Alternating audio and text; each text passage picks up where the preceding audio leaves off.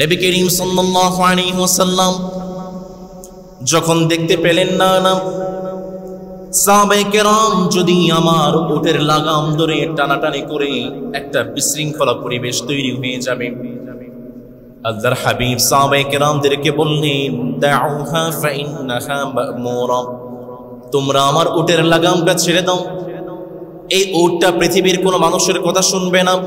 এই উটটাকে একজন মালিক আদেশ দিয়ে পাঠিয়েছেন, তিনি কে? নবী করিম সাল্লাল্লাহু আলাইহি ওয়াসাল্লাম বললেন, উটের লাগামটা ছেড়ে দাও। আমার রব এই উটটাকে যেই জায়গাতে থামতে বলেছেন, উটটা তো সেই জায়গায় গিয়ে থেমে যাবে। সাহাবায়ে কেরাম উটের লাগামটা ছেড়ে দিলেন। উটটা আস্তে আস্তে হাঁটি হাঁটি পা পা করে চলতে শুরু করে। উটটা যেই জায়গায় গিয়ে থেমেছিলেন, যেই জায়গায় গিয়ে বসেছিলেন, সেই জায়গাটার জায়গাতেই আজকের মদিনা মুনাওয়ারা মসজিদে নববীর প্রথম দরজা হয়েছে। কেমন নবী পেয়েছেন, যে নবী কথা বললে শরিয়াত হয়ে যায়। কেমন নবী পেয়েছেন, যেই নবী আঙ্গুল তুলে ইশারা করলে চাঁদ দ্বিখণ্ডিত হয়ে যায়। কেমন নবী পেয়েছেন, যেই নবী পা তুললে মিরাজে চলে যায়। আমার নবী তো সেই নবী, যেই নবী যখন কোন জমিনে পদার্পণ করেন, সেই জমিনটা সোনার মদিনা হয়ে যায়। সোনার মদিনা আমার প্রাণের মদিনা, সোনার মদিনা আমার প্রাণের মদিনা। সব ভুলিব কিন্তু তোমায় ভুলতে পারি না। সবাই সব ভুলিব কিন্তু তোমায় ভুলতে পারি না। ভুলিনি ভুলব না ভুলতে পারি না। ভুলিনি ভুলব না ভুলতে পারি না। সব ভুলিব কিন্তু তোমায়। আল্লাহু আকবার। নবী করিম সাল্লাল্লাহু আলাইহি ওয়াসাল্লাম উটটাকে বললেন, উটের লাগামটা ছেড়ে দাও। নবী যে উটটা চলতে শুরু করেছে, যেই জায়গায় গিয়ে উটটা বসে গিয়েছে, সেই জায়গাতে আজকের মসজিদে নববীর প্রধান দরজা হয়েছে। নবী করিম সাল্লাল্লাহু আলাইহি ওয়াসাল্লাম উট থেকে নামলেন না। উটটা আবার উঠে দাঁড়িয়েছে, আবার আস্তে আস্তে চলতে শুরু করেছে। আগের জায়গায় চলে এসেছে। আগের জায়গায় এসে উটটা বসে গিয়েছে। যেই জায়গায় এসে উটটা বসে গিয়েছে, সেই জায়গাটা ছিল নবীজির মাতুল গোষ্ঠী বনু নাজ্জারের গ্রাম, বনু নাজ্জারের গোষ্ঠী। নবী করিম সাল্লাল্লাহু আলাইহি ওয়াসাল্লাম মনে মনে চেয়েছিলেন, আমি এই বনু নাজ্জারের গ্রামে বসবাস করব। নবীজি উট থেকে নামলেন। বনু নাজ্জারের প্রত্যেকটা মানুষ নবীজিকে ধরে টানাটানি শুরু করেছে, চলেন নবী আমার বাড়িতে চলেন। নবী করিম সাল্লাল্লাহু আলাইহি ওয়াসাল্লামের বিখ্যাত সাহাবী আনাস রাদিয়াল্লাহু তাআলা আনহু তিনি বলছেন, হাদিসটি বুখারীতে বর্ণিত হয়েছে। নবী করিম সাল্লাল্লাহু আলাইহি ওয়াসাল্লাম বললেন, আইয়ু বুয়ুতি আহলিনা আকরাব। ওয়া আমার সাহাবায়ে কেরাম, তোমাদের মধ্য থেকে কার বাড়িটা সবচেয়ে নিকটবর্তী বলো? আবু আইয়ুব আল আনসারী রাদিয়াল্লাহু তাআলা আনহু তিনি বললেন, নবী গো আনা ইয়া নবিয়াল্লাহ। আবু আইয়ুব আল আনসারী তিনি বললেন, নবী আমি। আবু আইয়ুব আল আনসারীর বাড়িটা সবার নিকটে। হাযিহি দারি ওয়া হাযা বাবি, এইটাই তো আমার ঘর, এইটাই আমার দরজা। নবী করিম সাল্লাল্লাহু আলাইহি ওয়াসাল্লাম বললেন, ফান্তালিক ফাহাইয়ি লানা মাকিনা। আবু আইয়ুব আল আনসারীকে বললেন, ও আমার সাহাবী, চলো তাহলে তোমার বাড়িতে আমাদের জন্য কিছু বিশ্রামের ব্যবস্থা করে দাও। নবী করিম সাল্লাল্লাহু আলাইহি ওয়াসাল্লাম আবু আইয়ুব আল আনসারীর বাড়িতে গিয়ে উঠলেন। আবু আইয়ুব আল আনসারীর বাড়িটা ছিল 2 তলা বাড়ি। আবু আইয়ুব আল আনসারী তিনি বললেন, নবী আপনি উপরের তলায় থাকবেন, আমি আইয়ুব নিচের তলায় থাকব। নবীজি বললেন, না না, আসফলু আরফা, নিচের তলায় তো আমার জন্য সবচেয়ে উত্তম। কারণ অনেক সাহাবায়ে কেরাম আসবেন, তারা যখন আমার সঙ্গে দেখা করতে আসবেন, আমি যদি উপরের তলায় থাকি তারা তো নিচ তলা দিয়ে যাবেন, তাহলে নিচ তলায় যারা থাকবেন তাদের জন্য কষ্টের কারণ হতে পারে। নবী করিম সাল্লাল্লাহু আলাইহি ওয়াসাল্লাম নিচ তলায় বসবাস করতে শুরু করলেন। এক রাতের ঘটনা আপনাদেরকে শুনাই।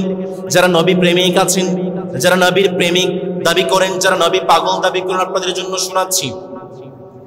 আবু আইয়ুব আল আনসারী রাতের বেলা একদিন পানি খাইতে শুরু করলেন। হঠাৎ করে কিছু পানি মেঝেতে পড়ে গিয়েছে। আবু আইয়ুব আল আনসারী চিন্তা করলেন পানিটা যদি চুইয়ে চুইয়ে নিচের তলায় চলে যায় আর নবীজির শরীর মুবারক যদি পড়ে যায়, নবীজির ঘুমের ব্যাঘাত করবে, নবীজির কষ্ট হতে পারে। কি করা যায়, কি করা যায়? ঘরে একটা মাত্র কম্বল আছে। আবু আইয়ুব আল আনসারী সেই কম্বল দিয়ে পানিটাকে মুছে ফেললেন। আবু আইয়ুব আল আনসারী তিনি নিজের মুখে বলছেন, এতটা কনকনে ঠান্ডা ছিল, ঘরের মধ্যে আর কোনো কম্বল ছিল না। আমরা জানতাম সারাটা রাত আমাদেরকে কষ্ট করতে হবে, কিন্তু আমি সারা রাত কষ্ট করতে রাজি আছি। আমার হাবিব কষ্ট করবেন, আমি আবু আইয়ুব কোনোভাবেই মেনে নিতে পারবো না। আল্লাহু আকবার! কেমন নবী প্রেমিক ছিলেন। আরেকদিন নবী করিম সাল্লাল্লাহু আলাইহি ওয়াসাল্লাম নিচের তলায় শুয়ে আছেন। আবু আইয়ুব আল আনসারী উপরের তলায় একটু হেঁটে চলছেন। আবু আইয়ুব আল আনসারী চিন্তা করলেন, আমি যে উপরের তলায় হাঁটছি, নবীজি নিচের তলায় আছে, বেয়াদবি হয়ে যাবে না? তিনি বললেন, চলো চলো চলো, আমরা আর উপরের তলায় না, আমরা ঘরে একটা কোণায় বসবাস করি। আবু আইয়ুব আল আনসারী তার পরিবারকে একটা ঘরের কোণায় সেই রাতটা যাপন করেছেন। পরের দিনে সেই নবীজিকে বললেন, নবী না, আমি পারবো না, আমি আপনাকে নিচের তলায় রেখে উপর তলায় আমি আইয়ুব থাকতে পারবো না। নবীকে চলেন আপনাকে আমি উপর তলায় দিয়ে আসি। নবী করিম সাল্লাল্লাহু আলাইহি ওয়াসাল্লাম উপরের তলায় চলে গেলেন আর আবু আইয়ুব আল আনসারী নিচের তলায় চলে আসলেন। আবু আইয়ুব আল আনসারীর স্ত্রী যখন খাবার রান্না করতেন, আগে নবীজিকে খাওয়াতেন, সেই খাবারটা যখন চলে আসতো আবু আইয়ুব আল আনসারী প্রশ্ন করতেন, আচ্ছা নবীজি কোন জায়গায় হাত দিয়ে খাবার খেয়েছেন? নবীজি যেই জায়গায় হাত দিয়ে খাবার খেয়েছেন, যেই জায়গায় আঙ্গুল লাগিয়েছেন, আবু আইয়ুব আল আনসারী ঠিক সেই জায়গাতে আঙ্গুল লাগিয়ে খাবার খেতেন। আল্লাহু আকবার! কেমন নবী প্রেমিক ছিলেন। নবী করিম সাল্লাল্লাহু আলাইহি ওয়াসাল্লাম বসবাস করতে শুরু করলেন। তার কয়েকদিন পরেই নবী করিম সাল্লাল্লাহু আলাইহি ওয়াসাল্লামের পরিবার, আমাদের মা সাউদা বিনতে জামআ রাদিয়াল্লাহু তাআলা আনহা, নবীজির কন্যা উম্মে কুলসুম রাদিয়াল্লাহু তাআলা আনহা, ফাতিমা রাদিয়াল্লাহু তাআলা আনহা, উসামা ইবনে যায়েদ রাদিয়াল্লাহু তাআলা আনহু এবং নবীজির মা আমিনার মুক্তদাসী উম্মে আইমান, তারা সবাই একটা কাফেলায় করে মক্কা থেকে মদিনায় চলে এসেছে। নবী করিম সাল্লাল্লাহু আলাইহি ওয়াসাল্লামের পরিবার যখন চলে এসেছে, আল্লাহর হাবিব সাল্লাল্লাহু আলাইহি ওয়াসাল্লাম মদিনায় এসে সর্বপ্রথম একটা ইসলামী রাষ্ট্র গঠন করার জন্য চারটি কর্মসূচি গ্রহণ করেছেন। আমার কথা যদি বুঝে থাকেন বলুন তো দেখি, নবীজি মদিনায় আসার পরে ইসলামী রাষ্ট্র, কল্যাণময় রাষ্ট্র, সমৃদ্ধ রাষ্ট্র গঠন করার জন্য কয়টা কর্মসূচি গ্রহণ করেছেন? আমার ভাইরা বলেন কয়টা? যারা দিন কায়েমের আন্দোলন করেন, যারা ইসলামকে বিজয় শক্তি হিসেবে দেখতে চান, আপনাদের জন্য এখানে মডেল আছে। কি সায়েন্টিফিক ফর্মুলা নবী করিম সাল্লাল্লাহু আলাইহি ওয়াসাল্লাম দাঁড় করিয়েছেন চারটি। তার মধ্যে এক নম্বর ছিল নবী করিম সাল্লাল্লাহু আলাইহি ওয়াসাল্লাম একটা ইসলামী রাষ্ট্র গঠন করার জন্য এক নম্বর কর্মসূচি গ্রহণ করেছেন, মসজিদ ভিত্তিক সমাজ নবীজি গঠন করেছেন। 2 নম্বর আমি ব্যাখ্যা দেব, তার আগে পয়েন্টগুলো আপনাদেরকে শেয়ার করছি। 2 নম্বর, নবী করিম সাল্লাল্লাহু আলাইহি ওয়াসাল্লাম ইসলামী রাষ্ট্র গঠন করার জন্য মুসলমানদেরকে এক করেছেন, মুসলমানদের মাঝে একতা ফিরিয়ে এনেছেন।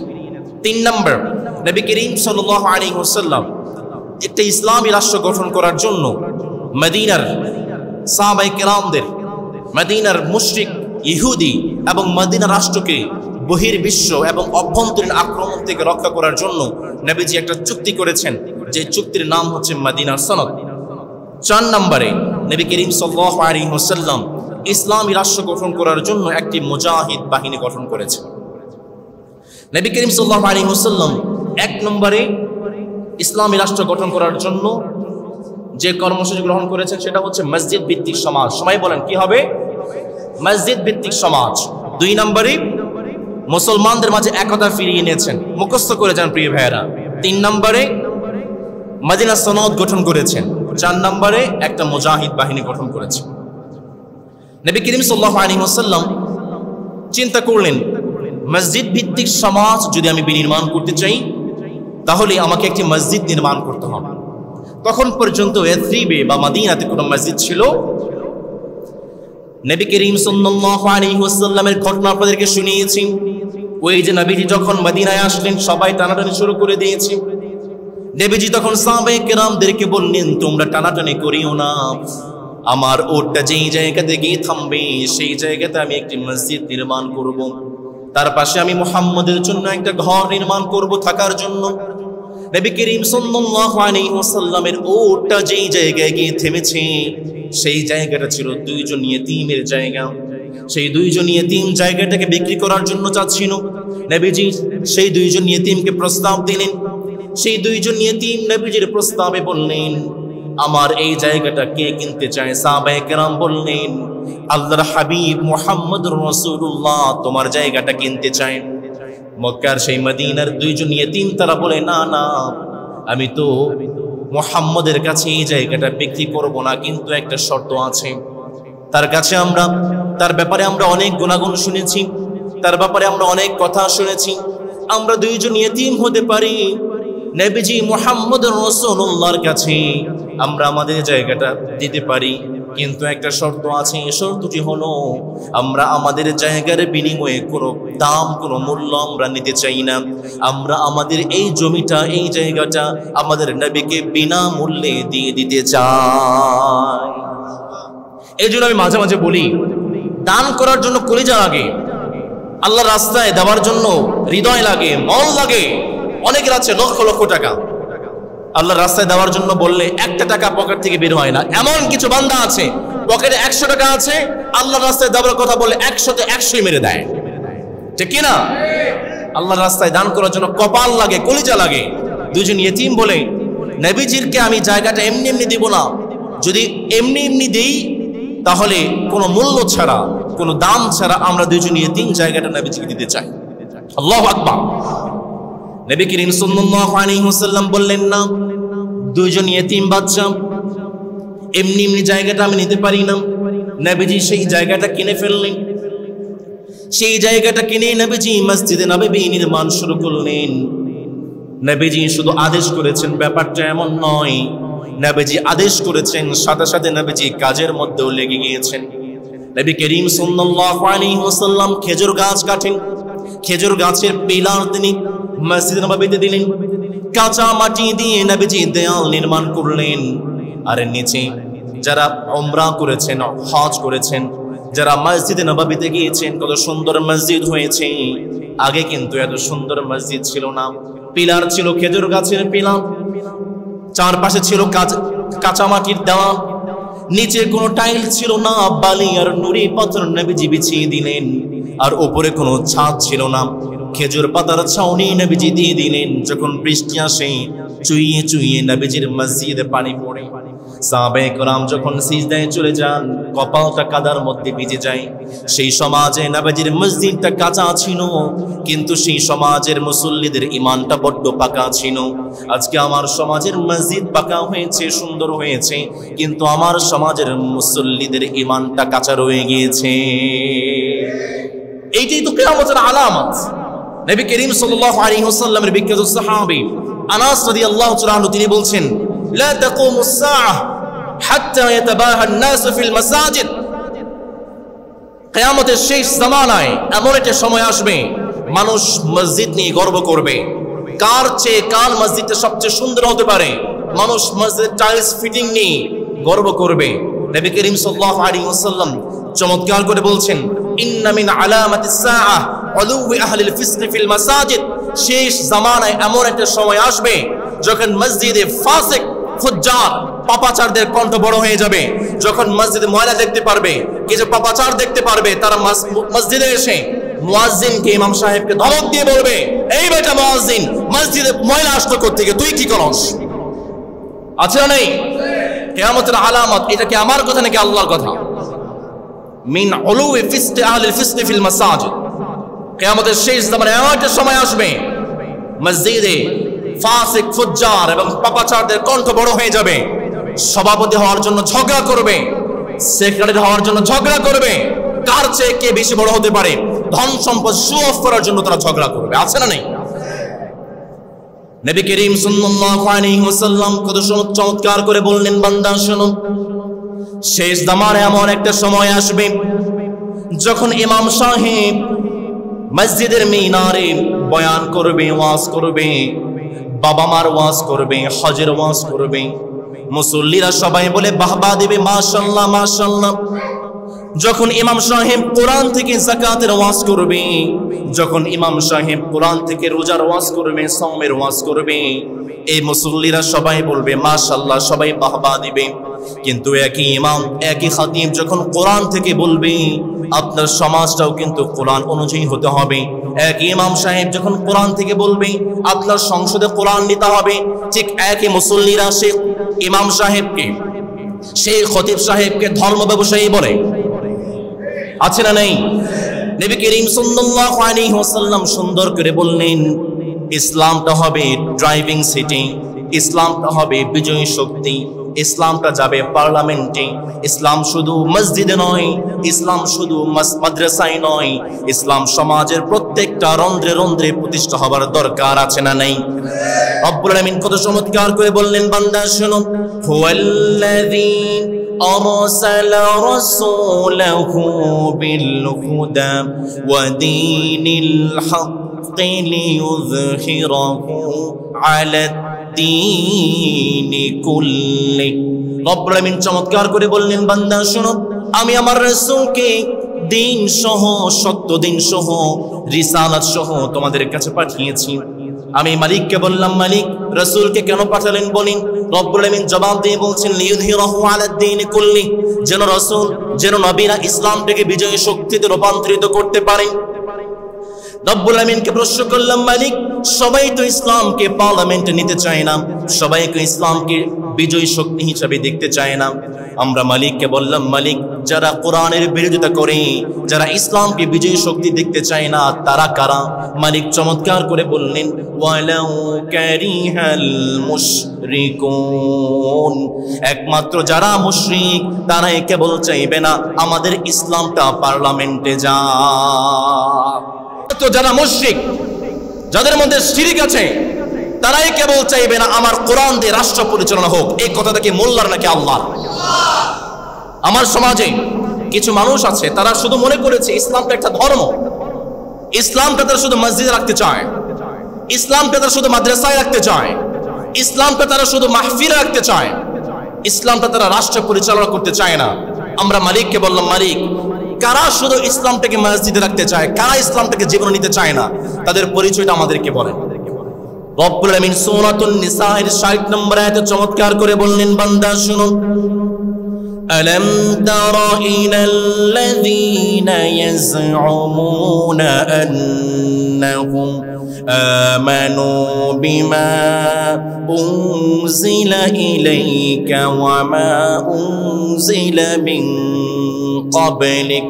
নবী করিম সাল্লাল্লাহু আলাইহি ওয়াসাল্লামকে বললেন, নবী আপনি কি দেখেন না, আপনি যখন আপনার উম্মতকে এক আল্লাহর দিকে আহ্বান করেন, কোরআনের দিকে আহ্বান করেন, কোরআনের শাসনের দিকে আহ্বান করেন, তারা বলে আমরা ঈমান এনেছি, কিন্তু পরক্ষণেই ইউরিদুন আন ইয়াতাহাকামু ইলা তাগুত, তারা তাদের জীবন পরিচালনা করে শয়তানের নিয়ম অনুসারে, তারা তাদের জীবন পরিচালনা করে নিজের মন মতো বানানোর সংবিধান দিয়ে।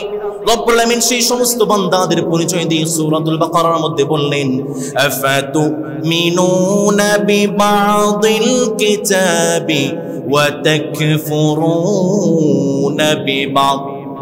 তোমাদের সমাজে এমন কিছু মানুষ আছে যারা কোরআনের কিছু অংশ মানে, আবার কোরআনের কিছু অংশ মানে। তারা যখন ব্যবসা প্রতিষ্ঠান উদ্বোধন করতে যায়, কোরআন তিলাওয়াত দিয়ে উদ্বোধন করে, কিন্তু তাদের ব্যবসায় প্রতিষ্ঠান চলে আল্লাহর আইনের বিপরীত আইন দিয়ে। তারা যখন বিবাহ অনুষ্ঠান শুরু করতে যায়, কোরআন দিয়ে হুজুর ডেকে কোরআন তিলাওয়াত করে বিবাহ অনুষ্ঠান শুরু করে দেয়, কিন্তু পরক্ষণেই গায়ে হলুদের মতো, নাচ গানের মতো অনুষ্ঠানের মাধ্যমে বিবাহ অনুষ্ঠান শেষ করে। আমাদের পার্লামেন্টে দেখা যায়, পার্লামেন্ট যখন অধিবেশন শুরু হয়, কোরআন তিলাওয়াত দিয়ে শুরু হয়, কিন্তু সেই পার্লামেন্টে কোরআন তিলাওয়াত দিয়ে শুরু হওয়ার পরে সেই পার্লামেন্টে কোরআন বিরোধী আইন পাশ করা হয়। এইভাবে মুসলমান শুধুমাত্র ইসলামটাকে ধর্ম মনে করে তাবিজ আর ঝাড় ফুকের মধ্যে রেখে দিয়েছে।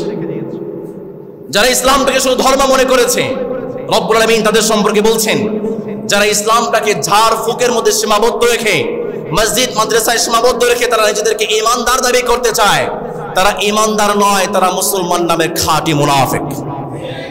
এই কথাটা কি মোল্লার নাকি আল্লাহ?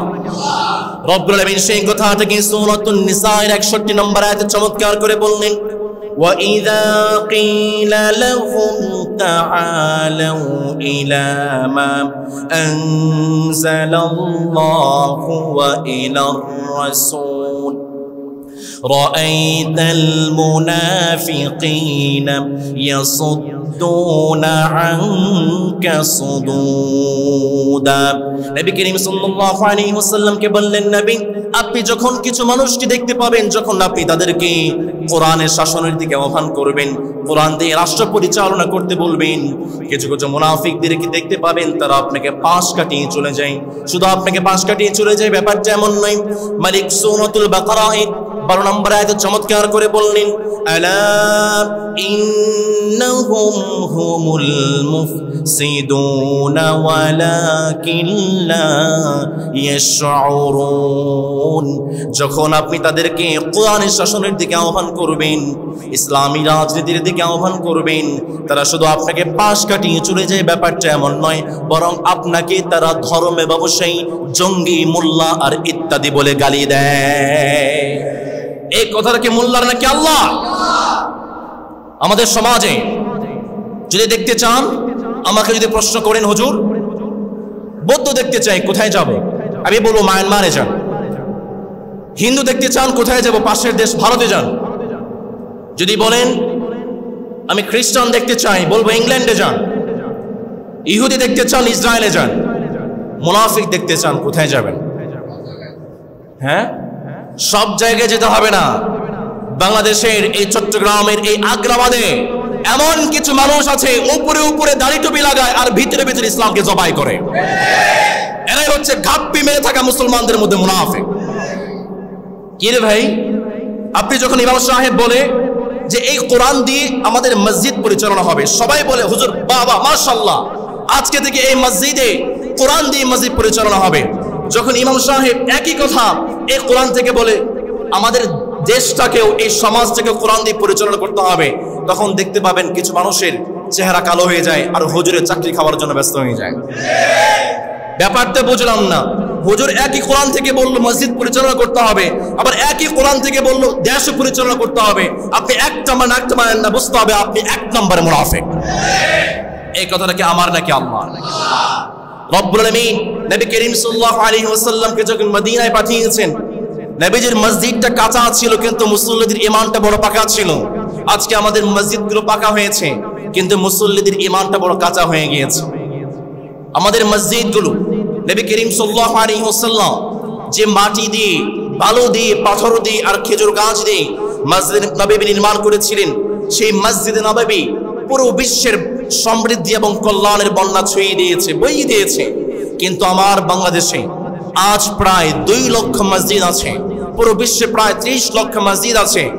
এক মসজিদ নববী পুরো বিশ্বে সমৃদ্ধি এবং কল্যাণের বন্যা বইয়ে দিয়েছিল, কিন্তু আজকের বিশ্বের প্রায় 30 লক্ষ মসজিদ, এরপরও দেখা যায় পুরো বিশ্বে মানুষ আস্তে আস্তে জাহালাতের দিকে ঝুঁকে পড়ছে।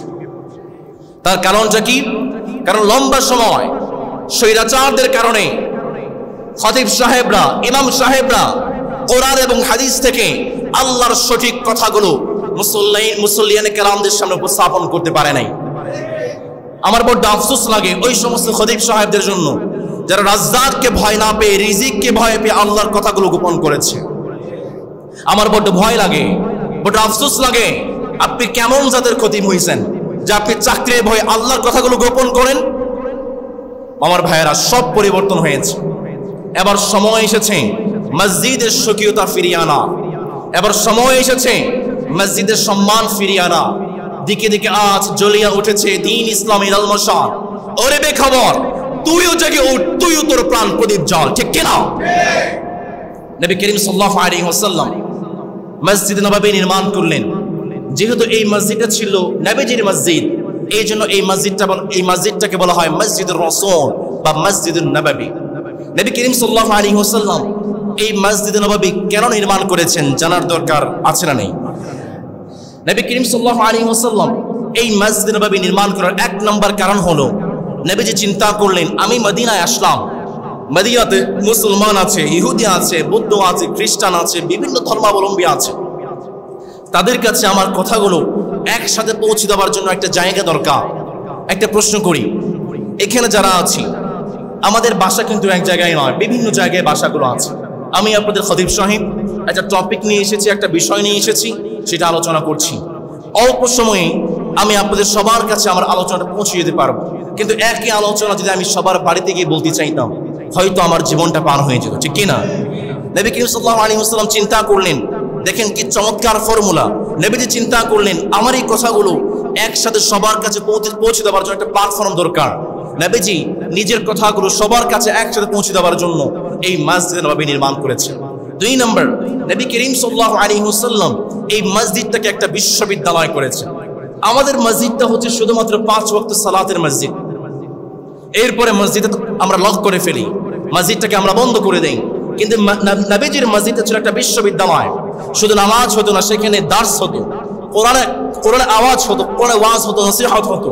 যখন কোনো মুসলমান মসজিদে আসতো, সে কোরআন পারে না, নবীজি তার জন্য কোরআনের ব্যবস্থা করতেন। একটা বিশ্ববিদ্যালয় ছিল। নবী করিম সাল্লাল্লাহু আলাইহি ওয়াসাল্লাম 3 নম্বরে মসজিদ নববী নির্মাণ করেছেন মুসলমানদের মাঝে সম্প্রীতি বৃদ্ধির জন্য। আমাদের যে সমস্ত মুসলিম কিরাম 5 ওয়াক্ত মসজিদে আসেন, তাদের মধ্যে একটা ভালোবাসার সম্পর্ক আছে না নেই? যখন 5 ওয়াক্ত একজন ভাই আরেকজন ভাইয়ের সঙ্গে দেখা হচ্ছে, সালাম দিচ্ছে, বিনিময় করছে, তার খোঁজ খবর নিচ্ছে, এইটাই তো জামাআতের অন্যতম একটা উদ্দেশ্য। মসজিদে জামাআতের উদ্দেশ্য হচ্ছে এলাকার সবাই মসজিদে আসবে, একজন ভাই আরেকজন ভাইয়ের খোঁজ খবর নেবে, যখন কোনো ভাই বিপদে আছে সবাই মিলে সেই ভাইয়ের বিপদ থেকে উদ্ধার করবে। নবী করিম সাল্লাল্লাহু আলাইহি ওয়াসাল্লাম এর মাধ্যমে মুসলমানদের মাঝে সম্প্রীতি বৃদ্ধি করতে চাইলেন। 4 নম্বরে, নতুন যে মুসলমানরা আছেন, যারা বাহির থেকে এসেছেন, যাদের থাকার কোনো ঘর নেই, যাওয়ার কোনো জায়গা নেই, তাদের থাকার জন্য নবীজি মসজিদে নববী নির্মাণ করেছেন। 5 নম্বর, নবী করিম সাল্লাল্লাহু আলাইহি ওয়াসাল্লাম মসজিদে নববীকে সমাজ ভিত্তিক করেছেন। সমাজের যত অনুষ্ঠান আছে, সমাজের সালিশ বিচার হবে মসজিদে এসে হবে, সমাজের বিয়ের অনুষ্ঠান হবে মসজিদে এসে হবে, সমাজের যা কিছু আছে সব কিছু মসজিদে এসে হবে। এইটাকে বলা হয় মসজিদ ভিত্তিক সমাজ ব্যবস্থা। এখন আমরা নবীজির সেই মসজিদ নববীর ফর্মুলাকে বাদ দিয়ে আমরা নতুন একটা ফর্মুলা দাঁড় করিয়েছি। মসজিদে দুনিয়াবি কথা বলা নিষেধ। অনেক মসজিদে থাকে, এই মসজিদও আছে নাই? অনেক মসজিদে আছে না নেই? আপনি কোথায় পেয়েছেন? মুসলমানদের সবকিছু হচ্ছে আখিরাত কেন্দ্রিক, মুসলমানদের কিচ্ছু দুনিয়া কেন্দ্রিক নয়, ঠিক কিনা? মুসলমানদের সবকিছু মসজিদে হবে। আবার যখন ইমাম সাহেবরা, হুজুররা যখন মসজিদে এসে ইসলামী আন্দোলনের কথা বলে, অনেক ভাইরা বলে হুজুর তো মসজিদে রাজনীতি শুরু করেছে। আরে ভাই, আমি রাজনীতি করার কে? আমার রাসূল তো করেছেন। আমার রাসূল দ্বীন কায়েমের জন্য, ইসলামী রাষ্ট্র প্রতিষ্ঠার জন্য মসজিদ নববী নির্মাণ করেছেন, আমি কেন করব না? ঠিক কিনা? নবী করিম সাল্লাল্লাহু আলাইহি ওয়াসাল্লাম তিনি চেয়েছিলেন একটা সমাজ ভিত্তিক, মসজিদ ভিত্তিক সমাজ ব্যবস্থা নির্মাণ করতে। 6 নম্বরে, নবী করিম সাল্লাল্লাহু আলাইহি ওয়াসাল্লাম এই মসজিদ নববীকে একটা দাওয়াতের বাহ্যিক রূপ বানিয়েছেন। কিভাবে? যখন বাহির থেকে কোনো একজন মুসলিম বা কোনো কাফের মদিনায় আসতো, তারা সবাই মসজিদ নববীর বাহিরে দাঁড়িয়ে থাকতো, তারা দেখতো মুসলমানরা মসজিদের ভিতরে কি করে। আমরা যখন এক কাতারে দাঁড়িয়ে যাই, একসঙ্গে রুকু করে, একসঙ্গে সিজদা করে, যখন বাহির দেশের কাফেররা এসে সাহাবায়ে কেরামদের এই দৃশ্য দেখেছে, নবীজির প্রতি ভালোবাসা দেখেছে, অনেক সাহাবায়ে কেরাম এমন হয়েছে দাওয়াত দেওয়ার আগেই মসজিদের পরিবেশ দেখে অনেক কাফেররা কালেমা পড়ে মুসলমান হয়ে গিয়েছে। নবী করিম সাল্লাল্লাহু আলাইহি ওয়াসাল্লাম মসজিদ নববী নির্মাণ করার 7 নম্বর কারণ ছিল, নবীজি জিহাদ প্রেরণ করার জন্য, মুজাহিদ বাহিনী গঠন করার জন্য নবীজি মসজিদ নববী নির্মাণ করেছেন।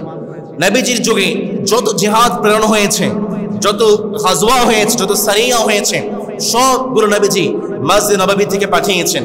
এবং জিহাদের জন্য যখন শ্রম লাগবে, টাকা পয়সা লাগবে, নবীজি মসজিদে এসে সেটা এলান করেছেন। নবী করিম সাল্লাল্লাহু আলাইহি ওয়াসাল্লাম সুন্দর করে এই সুন্দর চমৎকার ফর্মুলা দিয়ে মসজিদ নববী নির্মাণ করেছেন। নবীজির মসজিদটা ছিল একটা বিশ্ববিদ্যালয়। সুতরাং আমাদের মসজিদটাকেও একটা বিশ্ববিদ্যালয় করা দরকার আছে না নেই? নাকি সালাত শেষ হয়ে গেলে মসজিদটাকে বন্ধ করে দেবেন? হ্যাঁ, বন্ধ করা যাবে? নবীজির মসজিদ বন্ধ হয়েছে? সমাজপ্রেমী ভাইয়েরা, নবী করিম সাল্লাল্লাহু আলাইহি ওয়াসাল্লামের মসজিদটা তো হয়ে গিয়েছে। এবার সাহাবায়ে কেরাম চিন্তা করলেন, সমস্ত সাহাবায়ে কেরামদেরকে এক করার জন্য, একসাথে আহ্বান করার জন্য কি ব্যবস্থা করা যায়। নবী করিম সাল্লাল্লাহু আলাইহি ওয়াসাল্লাম সাহাবায়ে কেরামদেরকে আহ্বান করলেন, ও আমার সাহাবারা শুনো, সমস্ত মুসলমানদেরকে, সমস্ত সাহাবায়ে কেরামদেরকে কিভাবে এক সময়ে এক করা যায়, সালাতের সময়ে কিভাবে এক করা যায়, একটা বুদ্ধি পরামর্শ আমাকে দাও। কোন কোন সাহাবায়ে কেরাম পরামর্শ দিলেন, যখন সালাতের সময় আসবে ঝান্ডা উড়িয়ে দেওয়া হবে। কোন কোন সাহাবায়ে কেরাম পরামর্শ দিলেন, যখন সালাতের সময় হবে আগুন প্রজ্বলিত করা হবে। কোন কোন সাহাবায়ে কেরাম পরামর্শ দিলেন, যখন সালাতের সময় হবে তখন সিংহা বাজানো হবে। কোন কোন সাহাবায়ে কেরাম পরামর্শ দিলেন, যখন সালাতের সময় হবে তখন আমরা ঢোল বাজাবো। যে সাহাবায়ে কেরাম নবীজিকে ঝান্ডা উড়ানোর জন্য পরামর্শ দিয়েছিলেন, নবীজি বললেন সালাতের সময় হয়ে গেলে যদি ঝান্ডা উড়িয়ে দেওয়া হয় অনেক সাহাবায়ে কেরাম সেই ঝান্ডা দেখতে পারবে না। যারা নবীজিকে পরামর্শ দিয়েছিলেন সালাতের সময় হয়ে গেলে আগুন প্রজ্বলিত করব, নবী করিম সাল্লাল্লাহু আলাইহি ওয়াসাল্লাম বললেন না না, এইটাই তো অগ্নি উপাসকদের কাজ, এইটা আমরা মুসলমানরা করতে পারি না। কোন কোন সাহাবায়ে কেরাম বললেন যখন সালাতের সময় হবে তখন আমরা সিংহা বাজাবো। নবীজি বললেন না না, এই সিংহা বাজানো খ্রিস্টানদের কাজ, আমরা মুসলমানরা করতে পারি না। যে সাহাবীরা বলেছিলেন সালাতের সময় আসলে আমরা ঢোল বাজাবো, নবীজি বললেন না না, ঢোল বাজানো হচ্ছে ইহুদিদের কাজ, আমরা মুসলমানরা করতে পারি না। কোন সিদ্ধান্তে সাহাবায়ে কেরাম বুঝতে পারলেন না, সবাই চলে গিয়েছেন বাড়িতে। সবার মাথায় একটাই চিন্তা, কি করা যায়, কিভাবে মুসলমানদেরকে এক করা যায়। নবী করিম সাল্লাল্লাহু আলাইহি ওয়াসাল্লামের বিখ্যাত সাহাবী আব্দুল্লাহ ইবনে যায়েদ রাদিয়াল্লাহু তাআলা আনহু তিনি ঘুমিয়ে আছেন। তিনি হঠাৎ করে স্বপ্নে দেখলেন একজন মানুষ তিনি হাতের মধ্যে সিংহা নিয়ে যাচ্ছেন। আব্দুল্লাহ ইবনে যায়েদ রাদিয়াল্লাহু তাআলা আনহু তিনি প্রশ্ন করলেন, ইয়া আবদুল্লাহ আতাবিউন নাকুস, হে আল্লাহর বান্দা তুমি আমার কাছে তোমার সিংহাটাকে বিক্রি করবে নাকি? অপর প্রান্ত থেকে সেই লোকটা বলে, মাযা তাসনা, হে আব্দুল্লাহ ইবনে যায়েদ তুমি সিংহা দিয়ে কি করতে চাও? আব্দুল্লাহ ইবনে যায়েদ বললেন, নাদউ বিহি ইলা সালাহ, আমি তোমার সিংহায় ফুৎকার দিয়ে মুসলমানদেরকে সালাতের সময় একত্রিত করতে চাই। সেই সাহাবায়ে কেরামের জবাবে অপর প্রান্ত থেকে সেই লোকটা বলল, আফালা আদুল্লুকা আলা শাইইন আলা খাইরিন মিন যালিক, আমি কি তোমাকে এর চেয়ে উত্তম কোনো বিষয় শিক্ষা দেব না? আব্দুল্লাহ ইবনে যায়েদ বললেন, হ্যাঁ হ্যাঁ, এর চেয়ে উত্তম বিষয় আপনি আমাকে শিক্ষা দেন। অপর প্রান্ত থেকে স্বপ্নে সেই লোকটা আব্দুল্লাহ ইবনে যায়েদকে বললেন, তুমি আমার সঙ্গে পড়বে, আমি যা পড়ি তুমি আমার সঙ্গে পড়বে। আব্দুল্লাহ ইবনে যায়েদ বললেন, হ্যাঁ বলুন। এবার অপর প্রান্ত থেকে সেই লোকটা বলতে শুরু করেছে, তুমি আমার সঙ্গে পড়ো। আল্লাহু আকবার, আল্লাহু আকবার, আল্লাহু আকবার, আল্লাহু আকবার, আশহাদু আল্লা ইলাহা ইল্লাল্লাহ, আশহাদু আল্লা ইলাহা ইল্লাল্লাহ, আশহাদু আন্না মুহাম্মাদুর রাসূলুল্লাহ, আশহাদু আন্না মুহাম্মাদুর রাসূলুল্লাহ, হাইয়া আলাস সালাত, হাইয়া আলাস সালাত, হাইয়া আলাল ফালাহ, হাইয়া আলাল ফালাহ, আল্লাহু আকবার, আল্লাহু আকবার, লা ইলাহা ইল্লাল্লাহ। পরের দিন সাহাবী আব্দুল্লাহ ইবনে যায়েদ যখন ঘুম থেকে উঠলেন নবীজির কাছে আসলেন। নবীজির কাছে এসে বললেন, নবী ঘুমের স্বপ্নে আমি তো এই বাক্যগুলো আমি শিখেছি। নবী করিম সাল্লাল্লাহু আলাইহি ওয়াসাল্লাম বললেন, ইন্নাহা লা রুয়া হাক্কুন ইনশাআল্লাহ।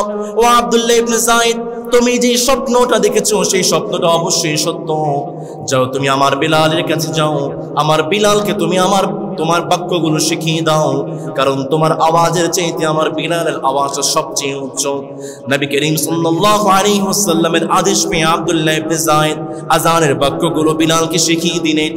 আর বিলাল রাদিয়াল্লাহু তাআলা আনহু উচ্চ স্বরে মদিনার বুকে তিনি আযানের আওয়াজগুলো পড়তে শুরু করেছে। ইসলামের বুকে প্রথম মুয়াজ্জিন ছিলেন বিলাল রাদিয়াল্লাহু।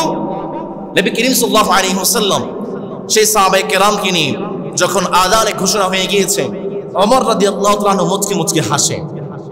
নবীজি বলেন, ওমর কি ব্যাপার, মুচকি মুচকি হাসো, ব্যাপারটা তো বুঝি না। ওমর রাদিয়াল্লাহু তাআলা আনহু বলছেন, নবী আব্দুল্লাহ ইবনে যায়েদ যে বাক্যগুলো আপনাকে বলেছে এই বাক্যগুলো স্বপ্নে আমিও দেখেছি। সুবহানাল্লাহ পড়বেন না?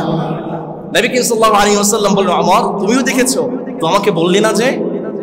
ওমর রাদিয়াল্লাহু তাআলা বললেন, নবী আমার একজন ভাই আব্দুল্লাহ ইবনে যায়েদ তিনি আপনাকে আযানের বাক্যগুলো বলছেন, তার নামটা ইতিহাসের পাতায় উঠবে, যুগ যুগ ধরে সাহাবায়ে কেরাম মুসলমানরা তার নামটা নেবে। আমি ওমর চাই নাই তার সঙ্গে আমি ওমর ভাগ হয়ে যাই। আমি চেয়েছি আমার ভাইয়ের নাম ইতিহাসে উঠুক, আমার ভাইয়ের নামটা যুগ যুগ ধরে মুসলমানরা নেবে। সুবহানাল্লাহ পড়ে। ওমর রাদিয়াল্লাহু তাআলা আনহু, নবী করিম সাল্লাল্লাহু আলাইহি ওয়াসাল্লাম যখন মসজিদ নির্মাণ করলেন, মসজিদ ভিত্তিক সমাজ ব্যবস্থা নির্মাণ করেছেন। সুতরাং ইসলামী রাষ্ট্র গঠন করার জন্য নবীজির 1 নম্বর কর্মসূচি হচ্ছে, নবীজি মসজিদ ভিত্তিক সমাজ ব্যবস্থা গঠন করেছেন। সুতরাং যারা ইসলামটাকে বিজয়ী শক্তি হিসেবে দেখতে চায়, যারা ইসলামটাকে পার্লামেন্টে নিতে চায়, যারা ইসলামটাকে শক্তিশালী করতে চায়, নবীজির এই ফর্মুলা অনুযায়ী মসজিদ থেকে দাওয়াতের কাজ বাড়ানো দরকার আছে না নেই? নবী করিম সাল্লাল্লাহু আলাইহি ওয়াসাল্লামের 2 নম্বর ফর্মুলা হলো ইসলামী রাষ্ট্র গঠন করার জন্য, একটা সমৃদ্ধি এবং কল্যাণময় রাষ্ট্র গঠন করার জন্য নবীজির 2 নম্বর ফর্মুলা হলো নবীজি সাহাবায়ে কেরামদেরকে এক করেছেন, আনসার এবং মুহাজিরের মাঝে ভ্রাতৃত্বের বন্ধনে আবদ্ধ করেছেন। নবী করিম সাল্লাল্লাহু আলাইহি ওয়াসাল্লাম আনসার এবং মুহাজিরদেরকে এক পাশে রাখলেন, আর নবীজি তাদেরকে একটা ওয়াজ করলেন, বয়ান করলেন। নবী করিম সাল্লাল্লাহু আলাইহি ওয়াসাল্লাম তাদেরকে বললেন, ও আমার সাহাবায়ে কেরাম শুনো।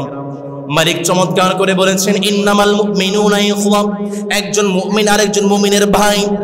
সুতরাং তোমরা যদি ভ্রাতৃত্বের বন্ধনটাকে আবদ্ধ হতে পারো, ভ্রাতৃত্বের বন্ধনে মজবুত করতে পারো, তোমাদের উপরে যে মালিক রহমত এবং মাগফিরাত নাজিল করবে, নামাজ করে বলেন তিনি কে? আবার মালিক চমৎকার করে বললেন, বান্দা শোনো শোনো, তোমাদের সমাজে অনেক ভ্রাতৃত্বের বন্ধন আছে।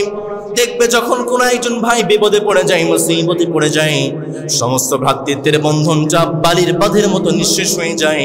কিন্তু যারা ঈমানের জন্য, যারা ইসলামের জন্য, যারা নবীর জন্য এক হয়েছে, যারা ভ্রাতৃত্বের বন্ধনে আবদ্ধ হয়েছে, যখন কোন মুসলমান বিপদে পড়ে যায়, সেই ভ্রাতৃত্বের বন্ধনটা সীসা ডালা প্রাচীরের মতো মজবুত হয়ে যায়। এই জন্যই তো মালিক চমৎকার করে বললেন, বান্দা শুনো, وألف بين قلوبهم لو أنفقت ما في الأرض جميعا ما ألفت بين قلوبهم ولكن الله ألف بينهم। মালিক চমৎকার করে বললেন, বান্দা শুনো, আমি তোমাদের মাঝে ঈমানের কারণে যে ভ্রাতৃত্বের বন্ধনে আবদ্ধ করেছি, দুনিয়ার সব কিছু যদি তোমরা খরচ করতে, এই ভ্রাতৃত্বের বন্ধনে তোমরা আবদ্ধ হতে পারতে। নবী করিম সাল্লাল্লাহু আলাইহি ওয়াসাল্লাম বললেন, একজন মুসলমান আরেকজন মুসলমানের উপরে 5টি হক আছে। আওয়াজ করে বলেন, কয়টা হক? পেছন দিকে ভাইরা, কয়টা? 1 নম্বর, নবী করিম সাল্লাল্লাহু আলাইহি ওয়াসাল্লাম বললেন, রদ্দুস সালাম। যখন কোন একজন মুসলমান আপনাকে সালাম দেবে, আপনি সেই সালামের জবাব দিবেন। 2 নম্বর, যখন কোন মুসলমান অসুস্থ হয়ে যাবে, আপনি সেই মুসলমানকে দেখতে যাইবেন। 3 নম্বর, ওয়া ইত্তিবাউল জানাইজ, যখন কোন মুসলমান মৃত্যুবরণ করবে, আপনি সেই মুসলমান ভাইয়ের জানাজায় গিয়ে উপস্থিত হয়ে যাবেন। 4 নম্বরে, যখন কোন মুসলমান আপনাকে দাওয়াত দিবে, সেই দাওয়াতটাকে আপনি কবুল করবেন। 5 নম্বরে, যখন কোন মুসলমান হাজি দিবে, সেই হাজির জবাবটা আপনি দিবেন। নবী করিম সাল্লাল্লাহু আলাইহি ওয়াসাল্লাম বললেন, আল মুসলিমু আখুল মুসলিম, একজন মুসলমান আরেকজন মুসলমানের ভাই।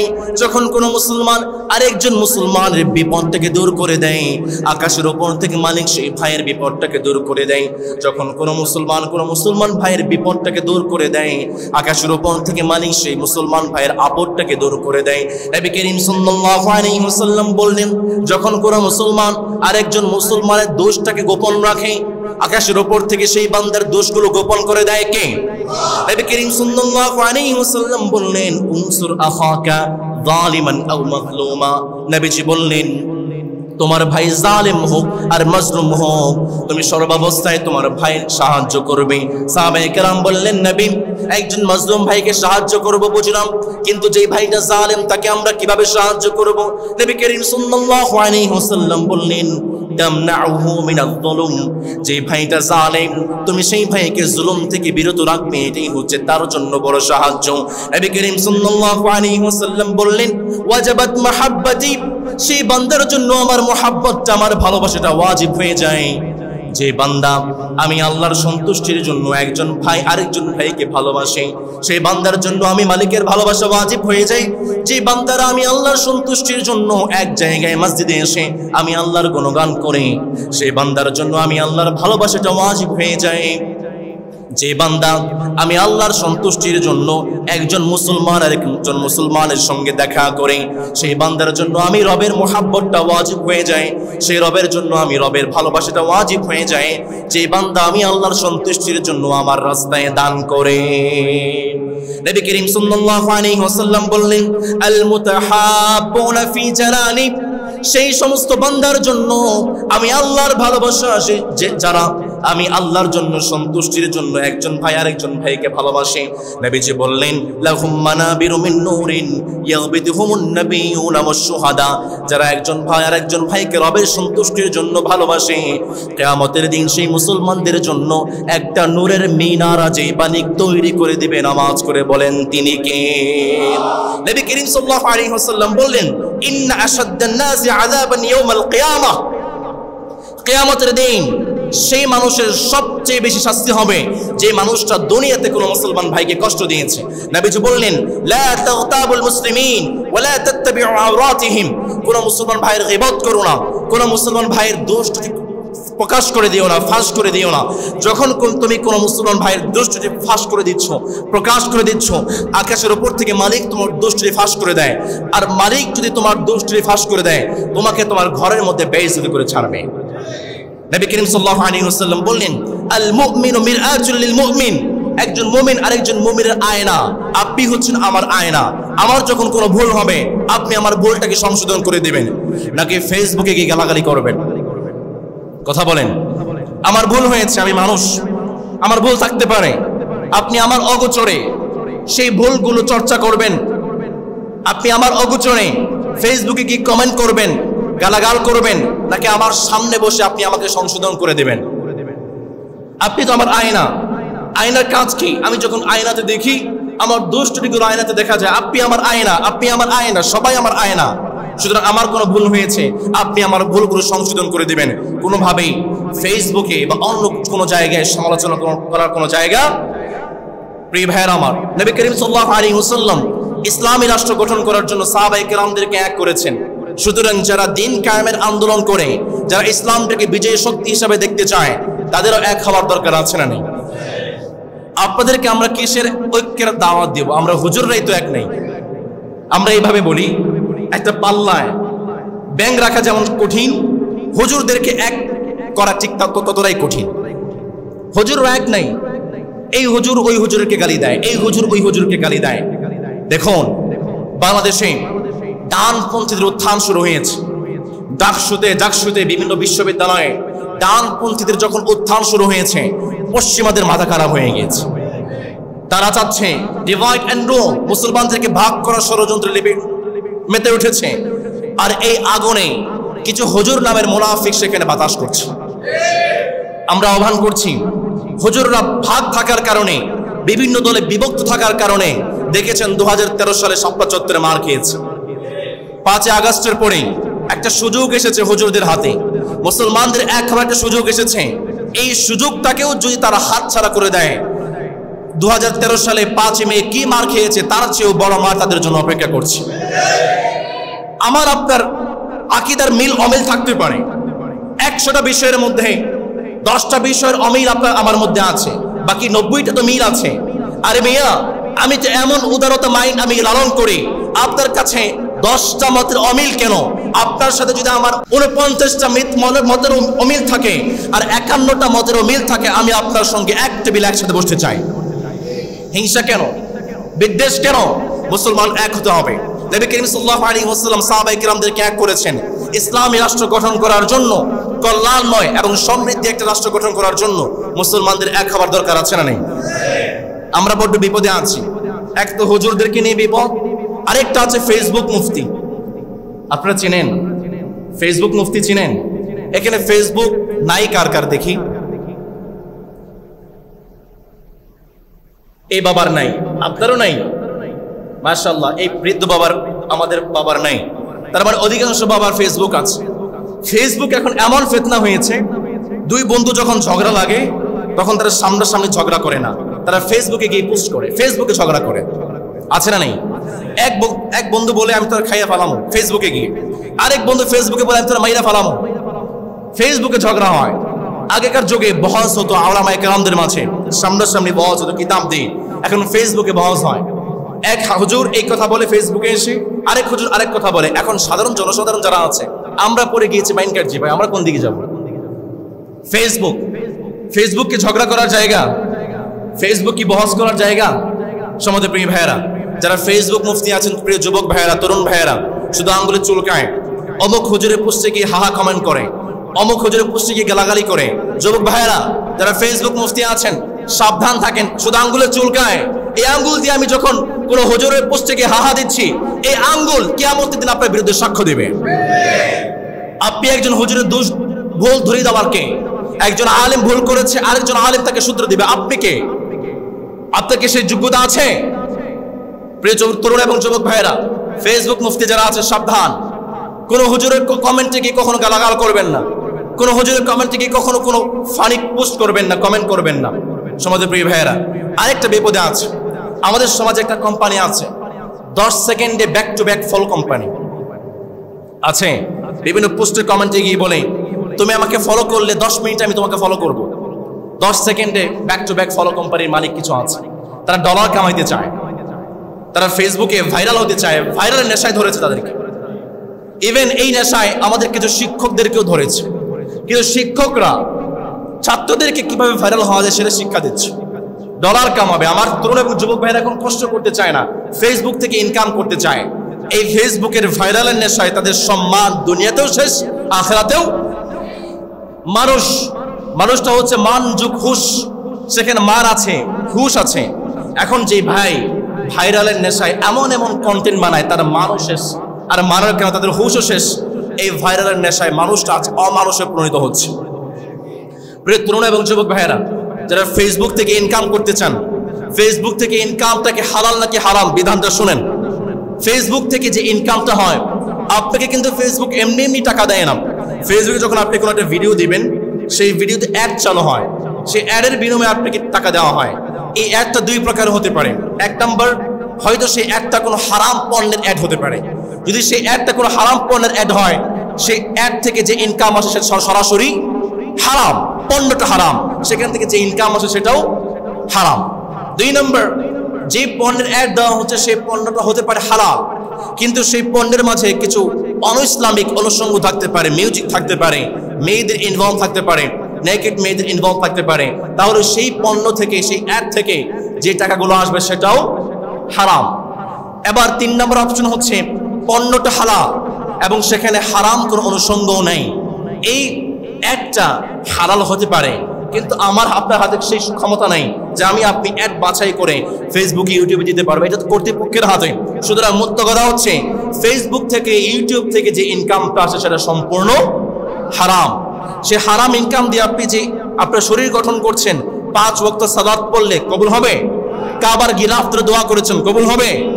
সম্মানিত তরুণ এবং যুবক ভাইরা, একটা ওয়েতে ফেসবুক থেকে ইনকামটা হালাল হতে পারে, সেটা হচ্ছে আপনি কোনো অ্যাডের মাধ্যমে ইনকাম করছেন না, আপনি ভিডিও বানাচ্ছেন, সেই ভিডিওতে কোনো একটা কোম্পানি অ্যাড আপনি দিচ্ছেন, সেই কোম্পানি আপনাকে পেমেন্ট করছে, ফেসবুকের অ্যাড থেকে নয়, সেই কোম্পানি আপনাকে পেমেন্ট করছে, টাকা দিচ্ছে, সেই টাকাটা আপনার জন্য হালাল হতে পারে।